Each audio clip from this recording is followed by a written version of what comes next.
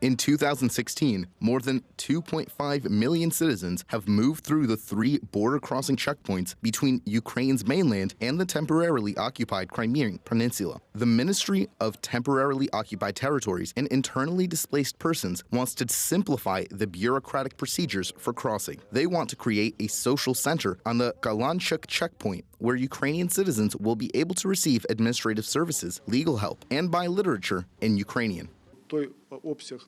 The amount of documents and the services we provide, we are planning that every person crossing the border wouldn't have to drive all around Kherson Oblast, where this can be done faster and closer, so that the person would be able to submit the documents in a service center, and ideally to submit them via the internet.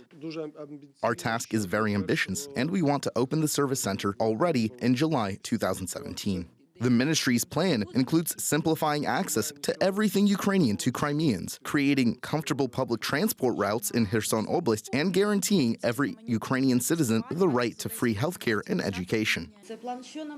This plan says what we must do, what the country, the government must do, to keep the connection to our citizens which remained on the occupied territories, what we must do to make their life easier, to simplify obtaining documents, medical care, and education. This is the little bridge of deoccupation, so that when we return, it will be easier to find common ground with the citizens who have stayed there. I would like to mention that the plan includes not only the service center, but also legislative changes, because it is important to see things as a whole. For example, we can't put a judge in the service center to oversee cases, but obtaining a birth or death certificate or changing Ukrainian marriage certificate requires a court decision.